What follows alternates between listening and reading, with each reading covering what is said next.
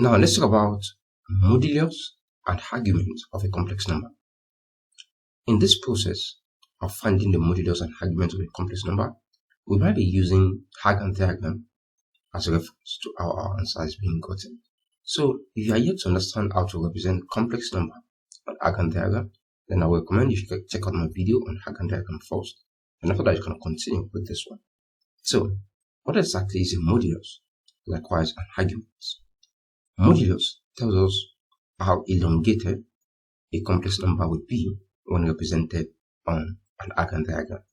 And for the argument, it tells us the angle subtended by this complex number and the positive real axis when this complex number is represented on an Hagen diagram.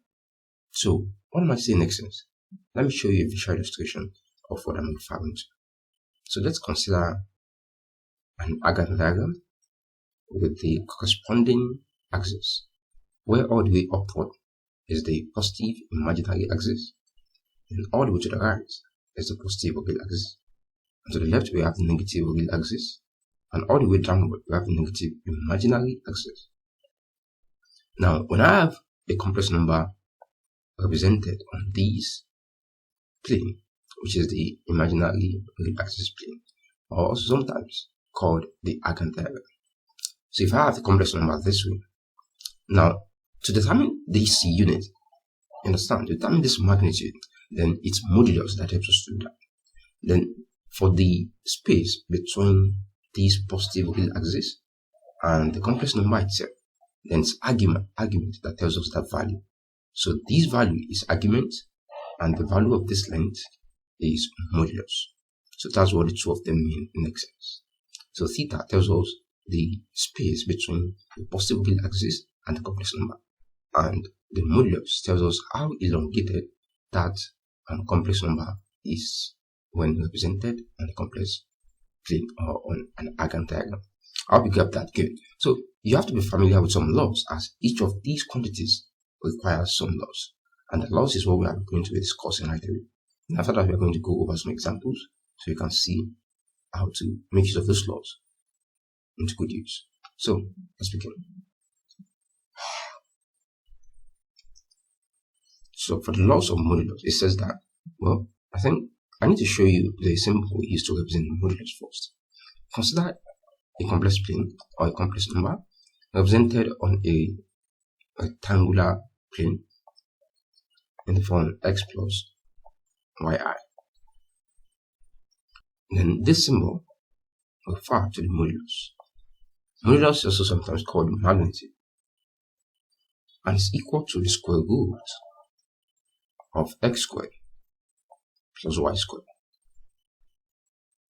If that complex number is such that the coefficient of y, or of the imaginary part, is negative, probably y is negative, it won't alter your result here. At the end of the day, you square it and the negative will go. So this is just the usual formula that can help you to find the modulus of a complex number in a rectangular form. And for the argument, theta, we need to find the value of alpha first. You can't just get theta anyhow. You must find alpha. And how do we find alpha? Alpha is equal to tan inverse of the value of y. You take the coefficient of the imaginary part divided by the coefficient of the real part. So whatever result you get why you did this, sometimes that result might be your argument, which is the value of theta, while in some other cases you have to subtract that value from 180 first. And for you to know, I'm going to tell you as we proceed forward. So it's just that you need to understand that theta is not usually tan inverse of y over x. Sometimes its value might be more than that. How together? Perfect. Now, this argument, it has a restriction actually. And its restriction is that it's usually between negative 180 and 180. It's not a reflex angle. It's usually obtuse, or it should be an acute. You understand? Though sometimes it might be an angle in straight line, but it's a rare case for you to see that the argument will be 180 or to be negative 180. Or it can be. Okay? Now, let's talk about the rules. The rule says that when we have the modulus of two complex plane or of two complex number that are multiplying themselves, then this is the same thing as the modulus of the first one multiplied by the modulus of the second one. This is the law of modulus. Similarly, the law says that when you have two complex numbers to be dividing themselves and you want to find their modulus, then it's the same thing as finding the modulus of the first one and divide it by the modulus of the second one. Perfect. So these are the two laws of modulus that you have to be familiar with. The next thing is the law of argument. So for short, we'll represent argument as ARG. So the argument of two complex numbers multiplying themselves, this is the same as finding the argument of the first complex number and then add it to the argument of the second complex number. Similarly, the argument of the complex number divided by another complex number is equal to the argument of the first one minus the argument of the second one. And finally, the argument of a complex number raised to the power of an integer, this is equal to n multiplied by the argument of that complex number. So these are the laws of argument. Notice the similarity between this law of argument and that of logarithm. They are very, very similar in terms of laws, but you need to understand that these two concepts are entirely different, though they share something similar. So now that you know all this, let's try to make good use of them by considering some examples. Example number 1. Find the modulus and argument of the complex number z equals negative square root 3 plus I. So the complex number z is equal to negative root 3 plus I. Perfect. So let's find the modulus. We said the modulus, absolute value of z, is equal to the root of x squared plus y squared. So what exactly is the value of x in this case? That will be the entire part, which is negative 3. And for the imaginary part, which is the value of y, that will be positive 1, as the coefficient of I is 1. So that becomes negative 3 all squared plus 1 all squared. So by the time we square this negative is gone, this is going to also go. So the result is just 3 plus 1 squared is 1. And we have the root of 4, which gives us 2. So please don't include plus or minus 2 because we are finding the absolute. In mathematics, absolute means get rid of negativity. You understand? So let it be positive values. So the magnitude of this complex number, negative 3 plus I, is 2. Perfect. Now, what about the modulus? Well, to find the modulus, like I said, you must find the value of alpha first. And having gotten the alpha, you can now know if that will be a value of theta or you need to subtract it from 180. So alpha is equal to the tan inverse of y over x. Earlier we stated that y is equal to 1 and x is equal to negative 3. Then we have 1 over negative 3. So the goal is to find what the value is. And to do that, I need to make use of my calculator. So when I type that into my calculator, I got negative 30. So alpha is negative 30. So is this the value of theta? How can we tell? First, we must represent this complex number on an Argand diagram and see if alpha tends to be the angle between the positive real axis and the represented complex number. So let's see. So if this is our Argand diagram, we really don't need to represent it to scale. We really don't need to draw it to scale. Let's just do it this way. Well, negative 3, we know that will be towards the negative real axis. So let's assume it's somewhere around here, negative 3. And positive 1, which is the component for the imaginary axis, is positive. So let it be somewhere around there, positive 1. So we can clearly say that their connection, they joined at this point. So therefore, this is the argument diagram of the complex number. Now we can clearly say that these will be the value for 30. As at this quadrant, using a analogy in trigonometry, tan is negative. So this is the value of 30 as the acute between the horizontal and the complex number itself. And we said theta must be the angle between the possibility axis. This is the possibility axis and the complex number itself. So we need this angle. So it means in this case, theta is not negative 30, but 180 minus 30. So theta would be 180 minus alpha. So that will be 180 minus 30, which is 150. So this is the value of theta. And sometimes your answer has to be in radian. To convert degree to radian, just multiply by pi over 180. So this is 150 multiplied by pi over 180. So this cancels. 3 here, 5, 3 here, 6. So that's 6 pi. Okay, 5 pi over 6. 5 pi over 6. So this is the argument of the complex number. Please and please, I hope you understand. Like I said, you find alpha first. Then after that, you represent that complex number on argument diagram for you to know, or for you to say if alpha is going to be theta.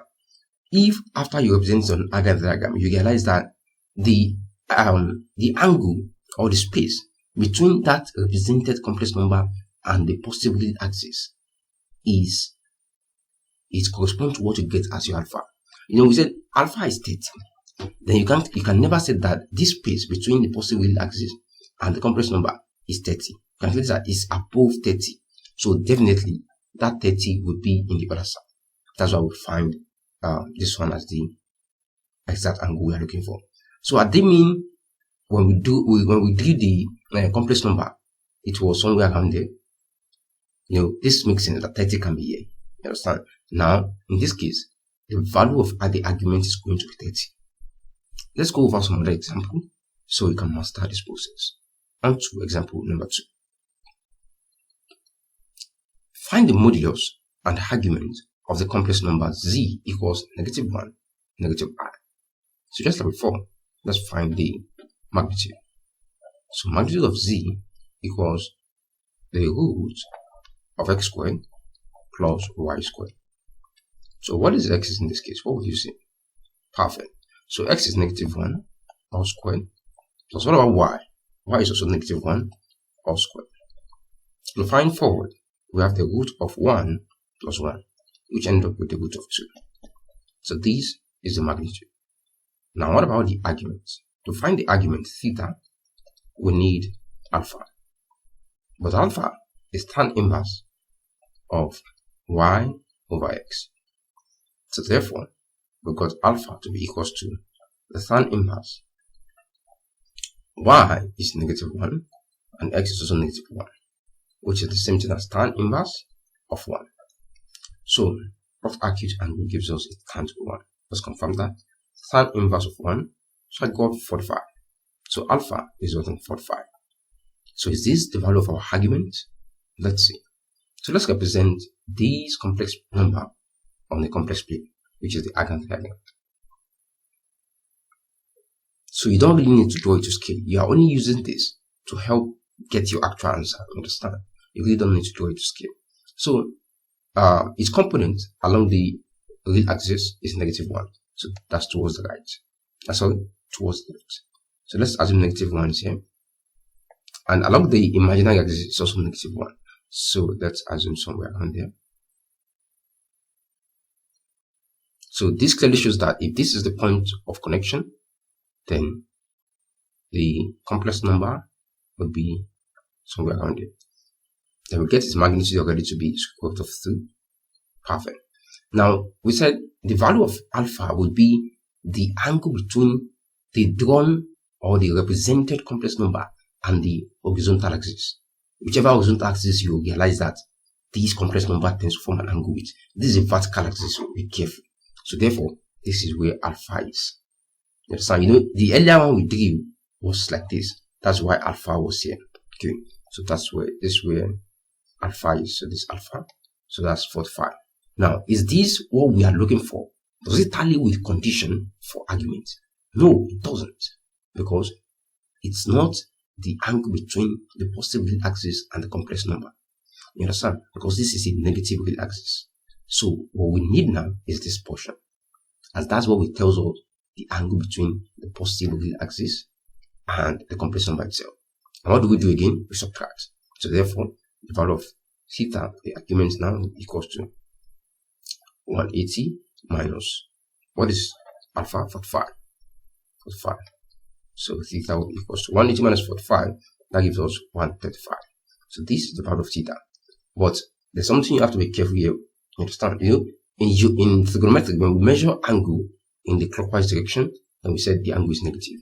So please put negative with theta, so you can know that it is along the clockwise direction and not along the anti-clockwise direction. Very, very important. You understand? Assuming it is the absolute value of the argument we have to find now, then we would have ignored it. But it is the argument we need, put negative. Are we together? Exactly. So that's the solution to this number 2 as well. Let's consider another example.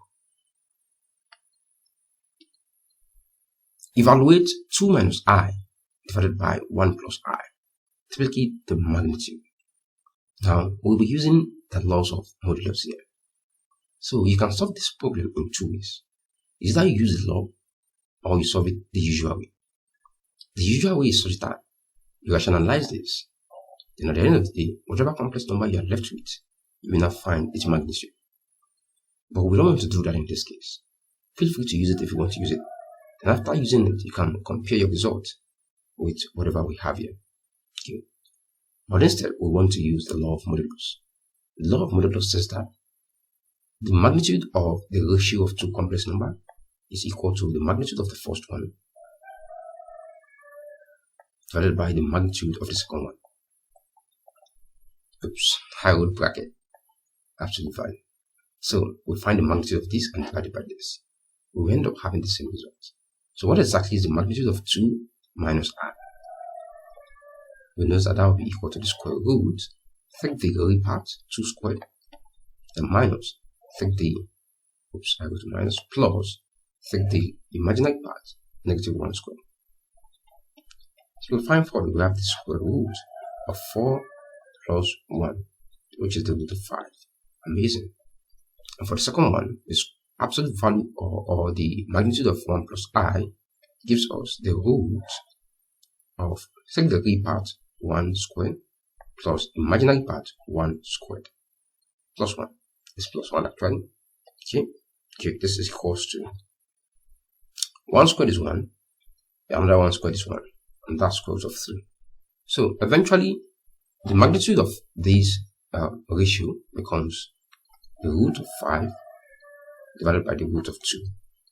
And by the time we rationalize it, we have the root of 5 times root of 2 divided by root of 2 times root of 2.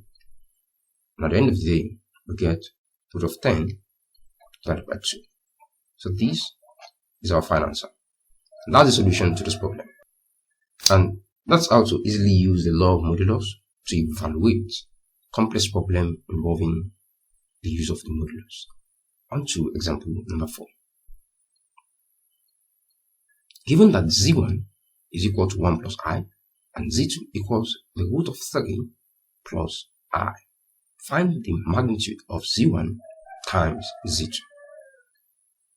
So feel free to pause the video and figure this out yourself.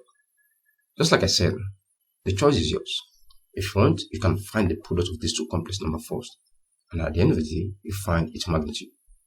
But instead, we don't want to do that. We want to use the law of modulus. It says that the modulus of the product of two complex numbers is equal to the product of the modulus of individual complex number.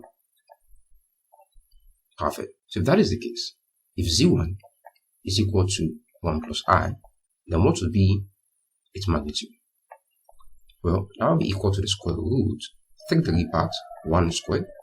Take the imaginary part, 1 squared, which is simply the root of 2. Same thing applies to z2, that is equal to root 3 plus I. Its magnitude becomes this. The root, take the real part, root of 3 all squared, plus imaginary part 1 squared. That becomes the root of root 3 squared is 3 plus 1 squared is 1. And we have the root of 4, which is equal to 2. And this is the corresponding magnitude value for each of these complex numbers. So therefore, to find the magnitude of their product, then we have the product of this and this. And that becomes root of 2 times 2, which is simply 2 root 2. That gives us our answer to this example number 4. So if you use the other way around, you will end up with this result. So that's it. On to example number 5. By the way, if you are enjoying the video, kindly give it a thumbs up so YouTube can recommend it to many audience out there. Find the argument of 1 plus 2i squared times 1 minus i. So feel free to pause the video and figure this question out yourself. So these can also be solved in 2 different ways. The first way is that you simplify everything that you want to find its arguments, and at the end of the day, you will now find the arguments. And the second way is by you using the laws of arguments. But in this video, we will consider using the laws of arguments. So what says the laws of arguments? It says that when you have the argument of the product of 2 complex numbers, then this will be equal to the sum of the arguments of individual complex number. What I'm saying next is the arg of z1, z2 is equal to the arg of z1 plus the arg of z2. So that's it. So therefore, if z1 is equal to 1 plus 2i all squared, and z2 is equal to 1 minus i, then definitely the arg of 1 plus 2i all squared multiplied by 1 minus I becomes the arg of 1 plus 2i all squared plus the arg of 1 minus I, and that's it. So now let's simplify each of this one after the other. For this one, we are going to apply one of the law of argument again. If you could recall vividly, I said earlier that the arg of a complex plane raised to the power of an integer is the same thing as n times the arg of that complex plane. So let's apply that law here. So clearly we can set that. Okay, let me use y. The arg of 1 plus 2i all squared becomes 2 arg of 1 plus 2i. Perfect. So plus arg of 1 minus i. Okay. So to find the arg of 1 plus 2i, we need the value of alpha. Also, the arg of 1 minus i, we need the value of alpha. After that, we test if alpha is what we are looking for, and we just simplify forward. So let's begin. Let's start with the arg of 1 plus 2i.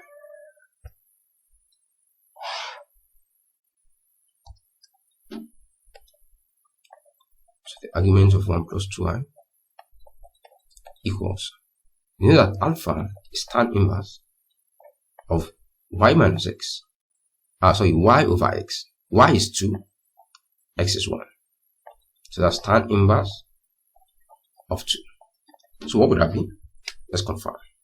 So the tan inverse of 2, when I type that into my calculator, I got 63.434 approximately. Okay, perfect. Now let's see if that will be the value of the exact argument. We need the value of theta. To find theta, let's represent the complex plane or the complex number on an argand diagram. So its value or its component along the real part is 1. So that will be positive here. Let the 1 be here. And its component along the imaginary is also 2. So let it be somewhere around there. So we can clearly see that the connection will be somewhere around here. And if we draw the magnitude, then we don't find the magnitude. Let's assume it's just x, though we don't need that. Now we can clearly see that the angle between, or the space between the horizontal and the complex plane is this one. And we said the space between the horizontal and the complex number, or the represented complex number, is the value of alpha. Unfortunately, alpha here corresponds to the region between the positive real axis and the represented complex number. So definitely alpha is equal to theta, which is equal to 3.434. I'll begin my point now. So this is how it works. This is when alpha will be equal to theta, and common examples is when alpha will not be equal to theta. It's straightforward. So once you represent the angle diagram, you realize that the value of alpha tends to be in the place where theta used to be, or where theta is expected to be, then they will be equal. You understand? Alpha will be the angle between the horizontal axis. Either it is positive or negative, it should be the horizontal axis and the represented complex number. But for theta, it has to be the angle between the positive horizontal axis, which is the positive real axis, and the complex two. I will get that. Alpha can be the both, but theta must be 1, which is for the positive. So that's it. Now let's do for arg of 1 minus x, 1 minus I as well. So for 1 minus I, don't forget we are multiplying by 2. Okay, then let me get to the video. Let me just shift it all the way downward. Perfect. Okay. So for the arg, so this is just 63.343. For the arg of 1 minus I, the value of alpha in this case will be equal to tan inverse of the value of y is minus 1, and the value of x is also 1. Here, for the imaginary, we have minus 1. For the real, we have 1. So that's tan inverse of negative 1. Because minus 1 divided by 1 gives us what? Negative 1. So the tan inverse of negative 1 gives us negative 45. And that's equals to minus 45. Okay. So let's represent it. So let me use yellow color so it won't mix up. So its component along the real part is positive 1. So let's assume somewhere around here 1. And its component along the imaginary part is negative 1. So let's assume somewhere around here minus 1. So therefore, it clearly shows that the complex plane will be represented along this direction if this is the connection. Okay. Now, we said alpha will be the angle between the represented complex number and the horizontal axis. So this is the horizontal axis. This is the represented complex number. So that's where alpha will be. Now again, alpha is fortunate enough to be at the position where theta is supposed to be, because this is still the positive real axis, and this is the represented complex number. So that is the spot for theta as well. So we can tell that alpha is equal to theta in this case as well. So therefore, the argument of this complex number 1 minus I is also 45. That will be minus 45. The reason why it should be minus 45 is to show that it is along the clockwise direction. So now that we find each of the arguments, let's try to plug them here and find our final answer. So that's it. So let me just get rid of this one.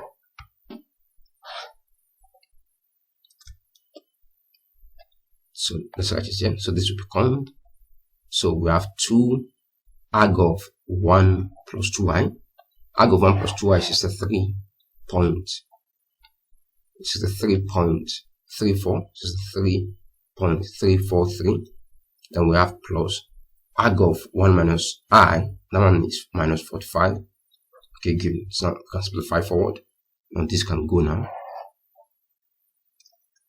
Everything can go now. So we have simplifying forward 2 times 63.2 times 63.343.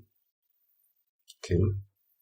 So I got 126.686 and minus 45. You know, when that expand, minus 45, I got 81.686.